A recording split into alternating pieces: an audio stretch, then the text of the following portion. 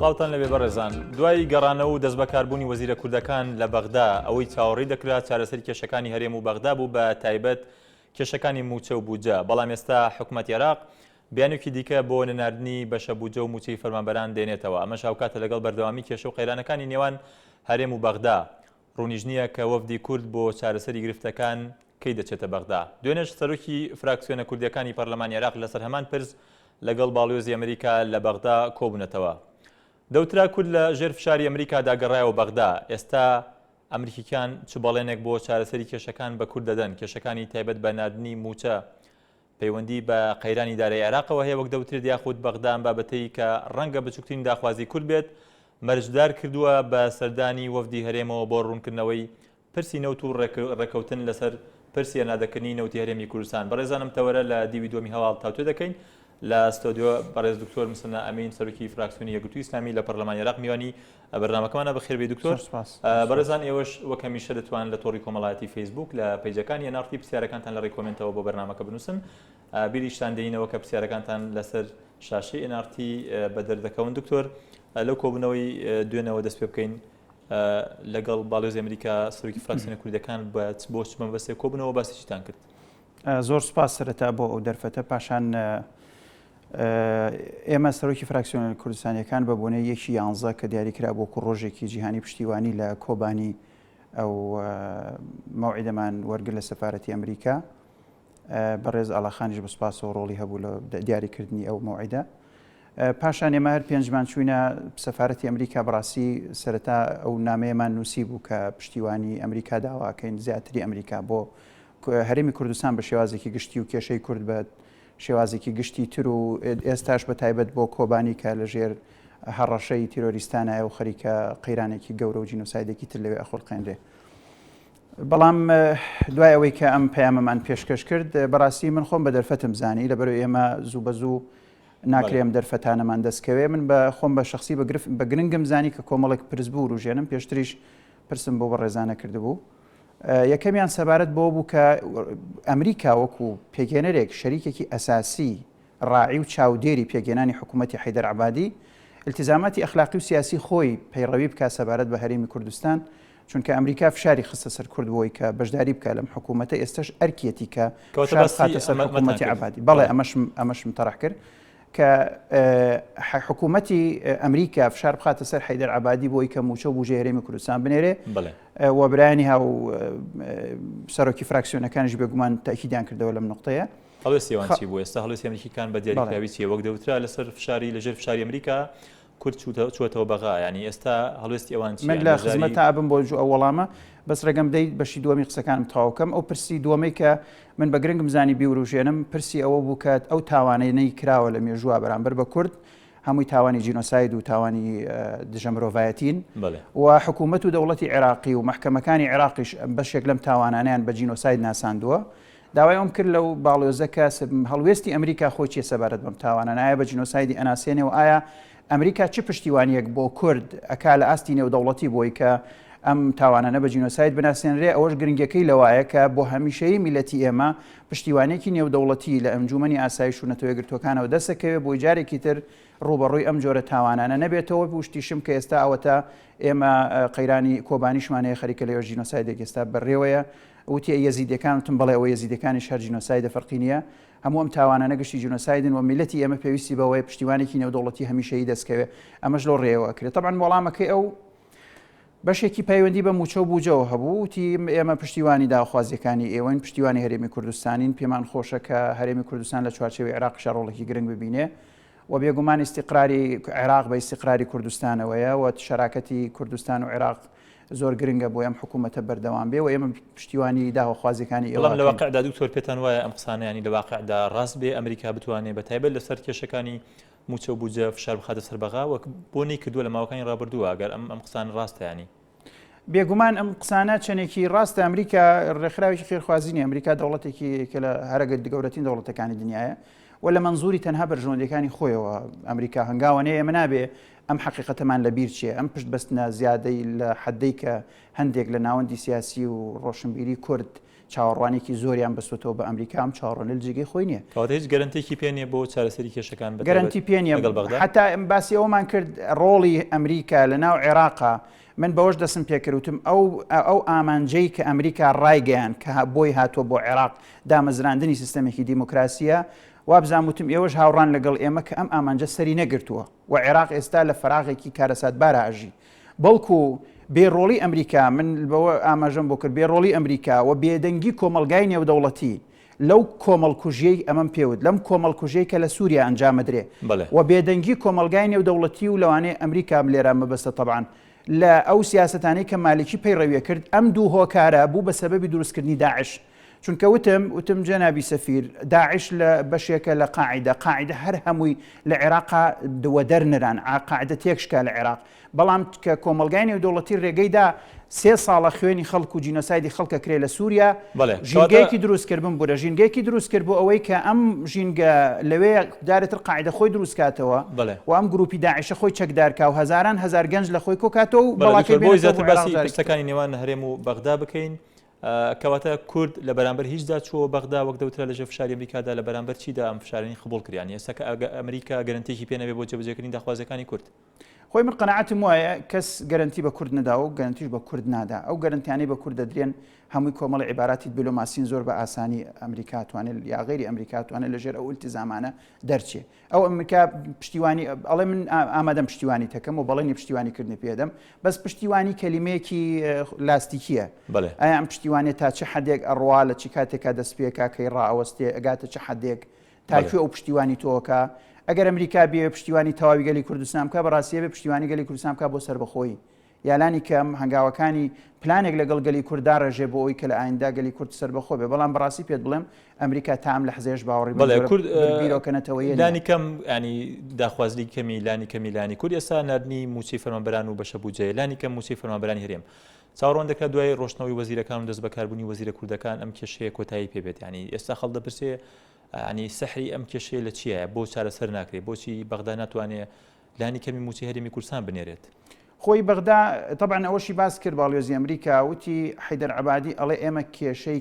کاشمان هەیە کاش و کێشەی بوجەمان هەیە و کێشەی داهات و ئەم شتانەمان هەیە بۆیە وتی باشێکیش لەو کێشانە ئێمە زانیاریمان هەیە کە ڕاستە ئایا ئەو زانیاری هەیە ئەمە بۆ بیانوویەکە بۆی کە ئەمریکا فشار نەکا نازانم پێتان وایە بیانوویەکی دیپلۆماسیە فعلا عێراق لە قەیرانێکی داراییە پاریکاشی نییە ئێمە کاتی خۆی سەفادین هاتە وەکیلی وەزیری مالی پێشوو هاتە پەرلەمان عەرزێکی پێشکەش کرد لەسەر بوجە تقریبا 2 مانگ پێشێستا باسی ئەوەی نەکرد کە عێراق کێشەی عەجزی مالی هەبێ یاخود کورتێنانی بوجەی هەبێ و باشی کێشەی کاشی نەکرد بەس لە دوای داعش و ئەمانە بیان و زۆرە بۆی کە بڵێن حەشدی شعبی پارەی زۆر بردووە چەکمان کڕیوە داهاتمان نینە نازیحینێکی زۆر کەوتوتە ناو عێراقەوە یان ئەتوانم ڕوو بیانوان نەبێنەوە ئەی باشە و کاشێکی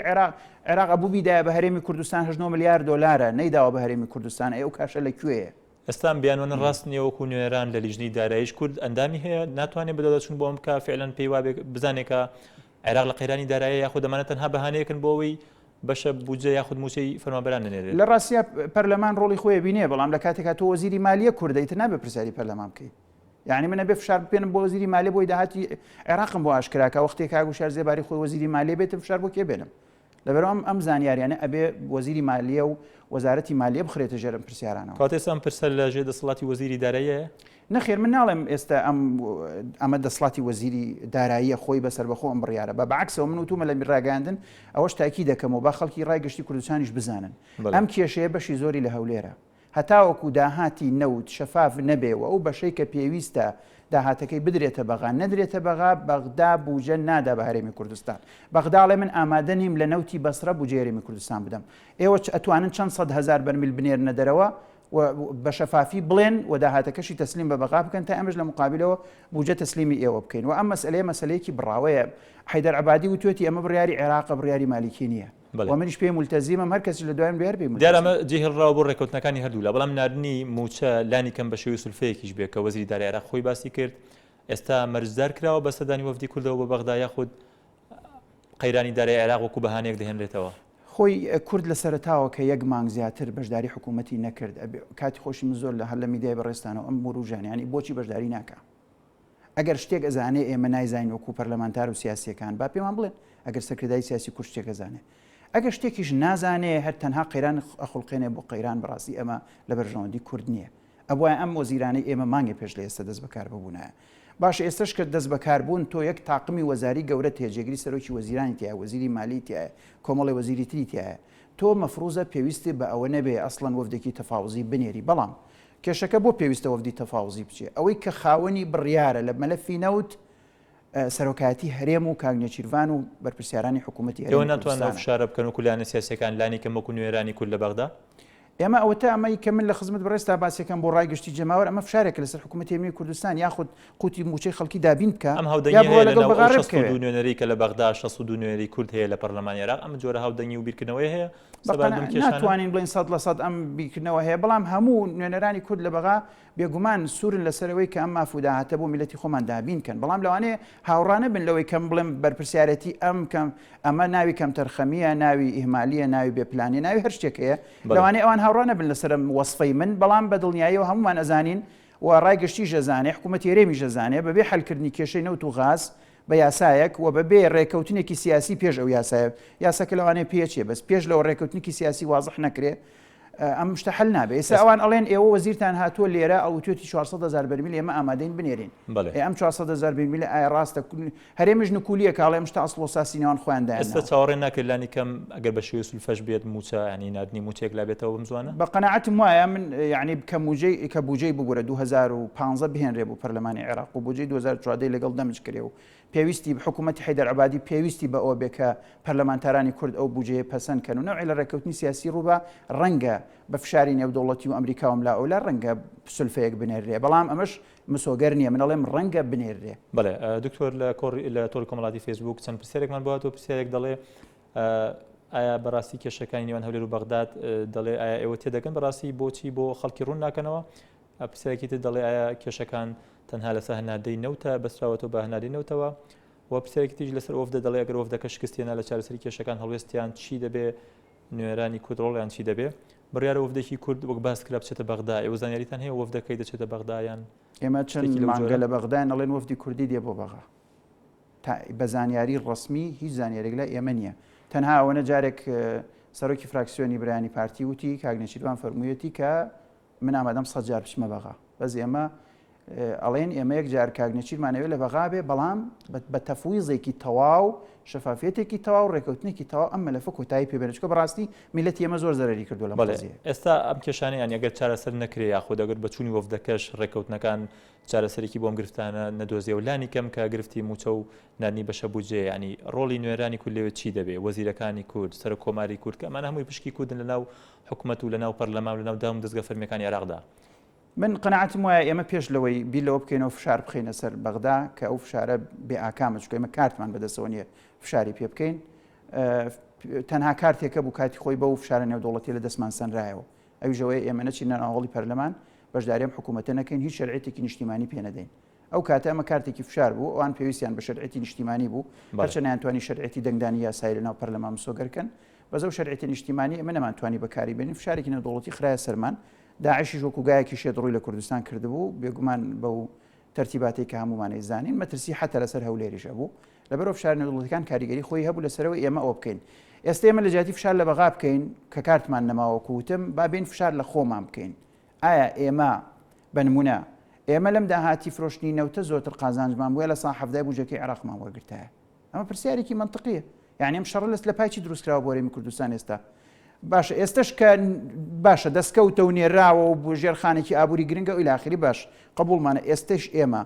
با خۆمە بۆچی شەفاف نەبین چەند 100,000 بەرمیلمان پێ ئەنێرێ داهاتەکەی بدەینەوە حکوومەتی مرکزی ئەو بجێ لە ساحەفەی لێ داوا بکەین و تەواو ئەم کێشە کۆتایی بێ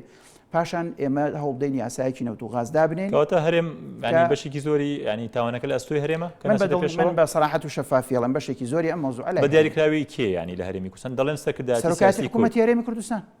سەرۆکایەتی حکوومەتی هەرێمی کوردستان هەرێمی کوردستان ینی 5 لایەنە سەرەکیەکە کە نوێریان هەیە لە بەغدا بەشدارن لە حکوومەتی هەرێمی ینی بەشدارن لە داڕشتنی سیاسەتی هەرێمی کوردستان و حکوومەتی هەرێمی کوردستان ینی لاولێر کێ حکوومەتە برانی پارتی حکوومەتن